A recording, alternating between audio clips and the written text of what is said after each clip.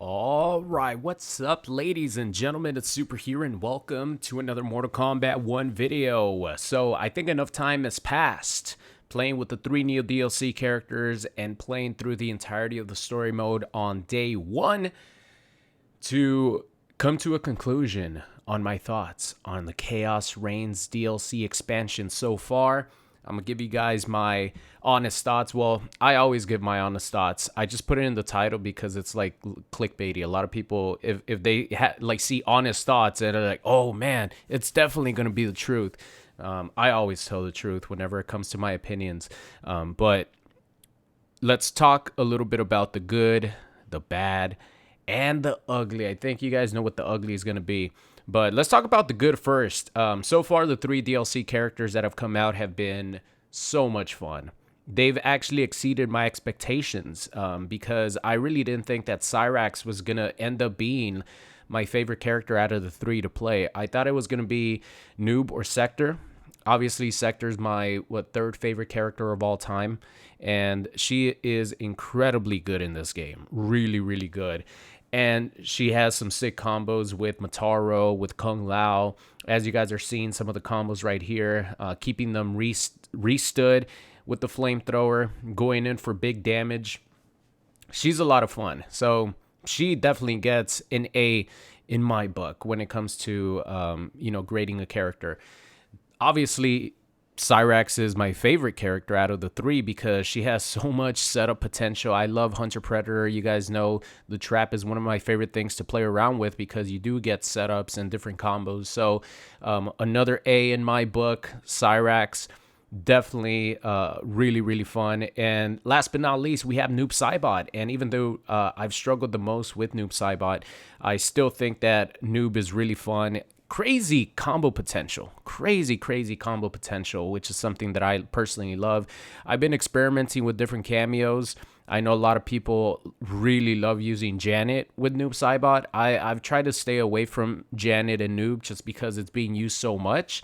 So I've been experimenting with Sub-Zero. You guys hopefully by the time this goes up have seen my really cool Sub-Zero clone fireball, or I guess ghost ball combo. It's a fun one that I came up with while in the lab with him. I've been experimenting with Movado. Obviously, you could combo from full screen with the slide. That team is really fun and also really good. My problem with Noob is just trying to remember every one of his combo strings that I want to use. I confuse 1-2-1-2 with 2-1-2-1, stuff like that. But I'm starting to get the hang of it. But yeah, Noob, another A. I love the fact that you could customize his helmet because you guys know how I feel about the default helmet. I hate it. So the fact that you have MK11 mask, MK9 mask, and you have a bunch of other new variety to a Noob Saibot mask.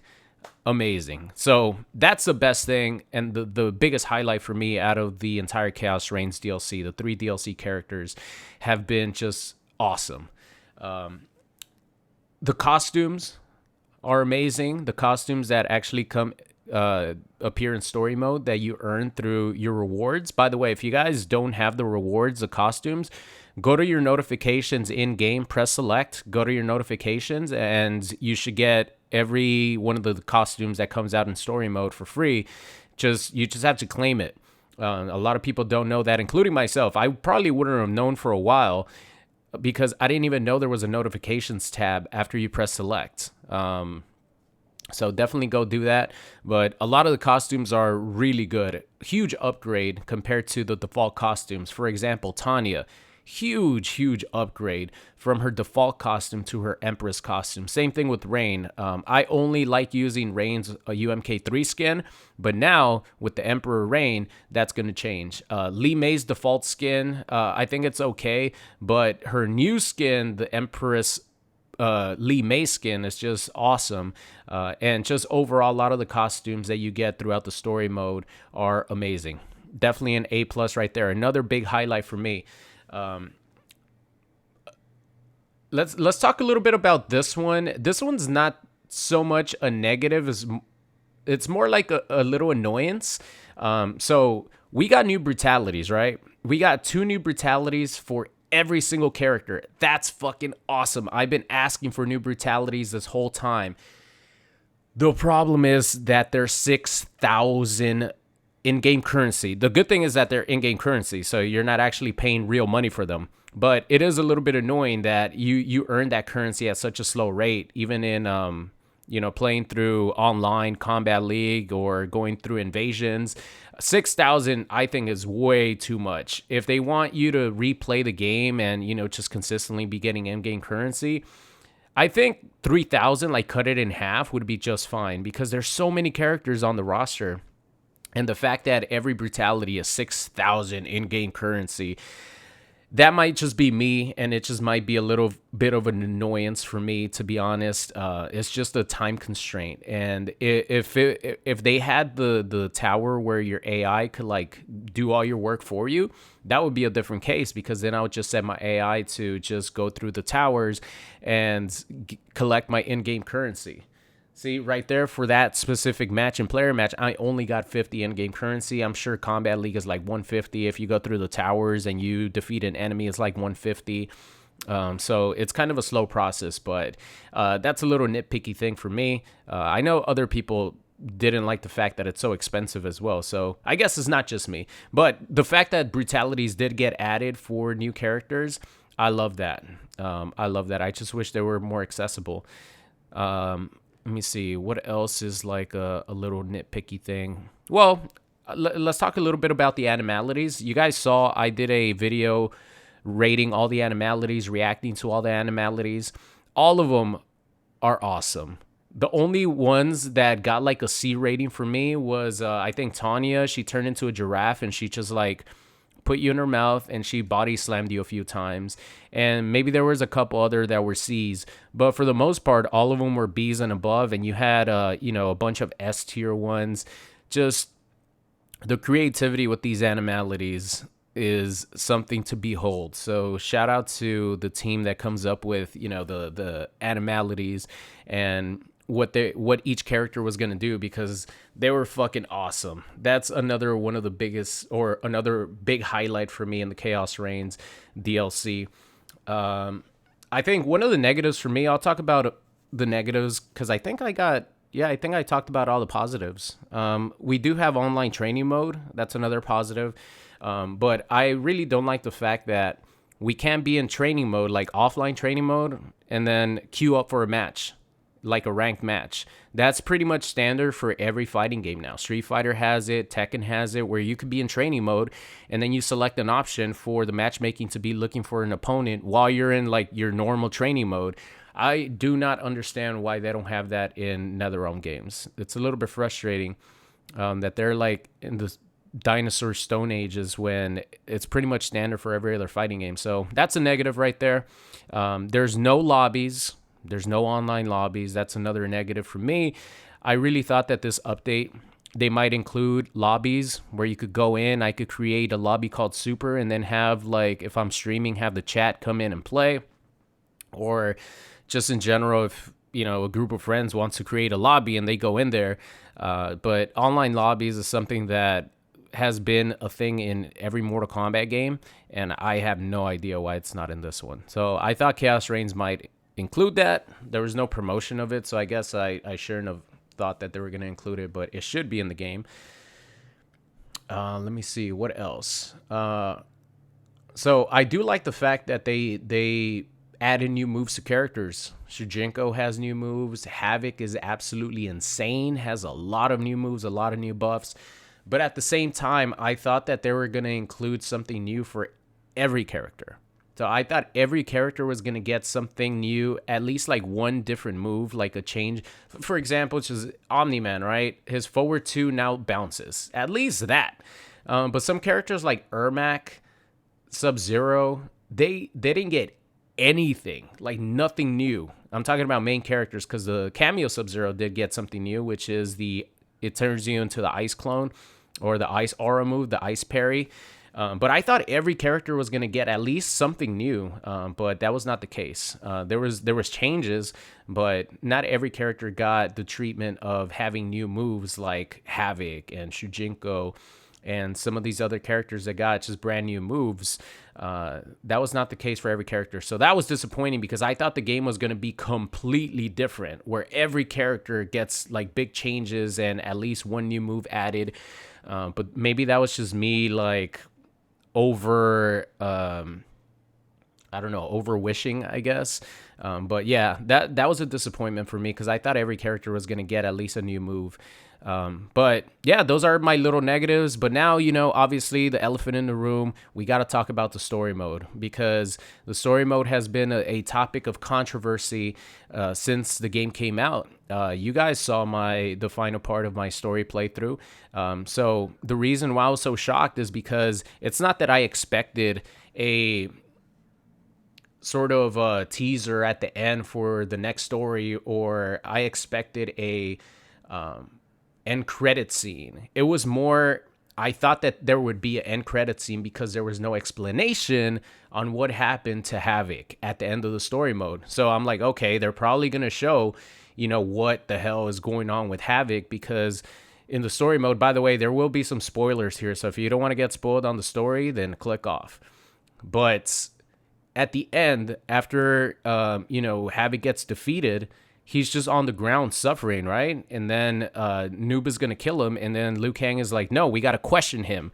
Like, you can't kill him because we got to, like, find out a way to, or they said that Havoc, they don't know how Havoc's, like, multiverse or universe is linked to him. So maybe if they kill him, it'll kill like his world, his universe. So they weren't gonna kill him. They're just gonna like question him and see how they could fix that timeline so everyone won't be suffering and in chaos and everything. And then that's pretty much where it ends. Then they go to a cutscene of Sub-Zero in a coffin because they're gonna try to find a way to change the magic from Havoc's like Titan powers to get him like completely back to normal. And that's it. That's where the game ends. And this whole time, our final boss, our villain, Havoc, has been just terrorizing the Liu Kang universe. And at the end, we get no conclusion on what the hell is going to happen to Havoc. That's why I jokingly said I wanted to start a hashtag where is Havoc? Because, the whole point of the Chaos Reigns is Titan Havoc. That's literally the entirety of the Chaos Reigns story mode expansion, right? It's all about Titan Havoc. He even takes over the intro at the beginning of the game, which I think is cool. So the fact that we got no conclusion on what the hell happened to him was like the most disappointing thing that they could have done in the story mode. It would have been better if they just would have killed him and then they would have like not even mentioned the fact that his universe might be linked to his life force. They just kill him and that's it. And then, I don't know, they have that altercation with Sub-Zero where he tries to, he tries to like stand on business versus Liu Kang, and then Garrus helps him out by freezing him in time. If they would have killed Titan Havoc, okay, at least we have a resolution, right? At least we have a resolution on what happened to Titan Havoc. But the fact that it just ended the way it did was so disappointing. And I don't know if they have plans on expanding on that in the next Mortal Kombat game and maybe another expansion. I doubt it's going to be another expansion. I really don't think they're going to have another expansion. So if they expand on this story, it has to be in the next Mortal Kombat game, which would, there was more questions than answers in this expansion, which shouldn't be the case if they're not going to do another expansion. If they do another expansion, it makes a little bit more sense. But I feel like it still doesn't make sense because, people are paying money for the expansion, and that's the thing that that's the thing that upsets me and upsets a lot of people. You are paying money and you are paying a premium price, pretty much full price for a game, right? If you don't have the Combat Pack 1. If you have Combat Pack 1, I think it was still $50. But yeah, you are paying for a story mode expansion, and it was long enough. I do like the length of the story. It was about 2 hours, maybe an hour and 45 minutes, somewhere around there. But the conclusion is just going to piss people off. So I have no idea why they didn't have at least some sort of resolution. That's why, like I said, I was so shocked at the end because I thought they were just going to cut. All they had to do was have a little cutscene at the end and show what happened to Havoc. Like maybe show Liu Kang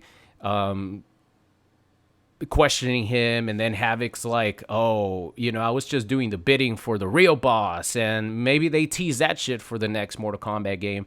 But at least we know like what the hell's going on with Titan Havoc, our villain of the story of the expansion. So yeah, that was definitely the worst part of the Chaos Reigns DLC, is the story ending. Not the story mode in general, because I feel like the story mode was fun for me to play. But that's just me. I had a good time sort of being introduced to this new version of Tanya, the new version of Rain, where he's actually, an actual emperor. And, he's also, I think Argus is his father again. So I really like being introduced to some of these characters like Tanya and like Rain, and learning the backstory of Cyrax and Scorpion and Sektor and Sub-Zero. I really love how cheesy and over-the-top Noob Saibot is with his whole chaos thing. Titan Havoc was just a huge highlight for me, a complete asshole, and he loved every second of it. Reminded me of the Joker, just with, godly powers, right? So the story mode wasn't bad in my opinion, but it was pretty average. But I had fun with it. Like the thing was, I had fun with the story mode up until the final act, where it just completely fell apart. And I think a lot of people have that sentiment. Maybe not everyone enjoyed the story like I did. I had fun with it. But a lot of people could agree that, it just completely fell apart at the end. But that's it for today's video. My review of the Chaos Reigns DLC is that the DLC characters are fucking awesome. I love all three of them. They're all fun in their own unique way. Animalities returning are awesome. New Brutalities, but a little annoying that they cost so much. New moves, new buffs for characters. So that's all good, but then you have the negative in the story mode, and, for $50, I don't think people are going to be satisfied, including myself, with, the ending of the story mode, where it kind of just leaves you questioning what the hell is going on instead of having a resolution with our villain, Havoc. So that's it for me, ladies and gentlemen. Thank you so much for watching. Let me know what you guys thought about Chaos Reigns, or think about Chaos Reigns, story mode, and DLC characters. So thank you so much for watching, and I will see you guys next time.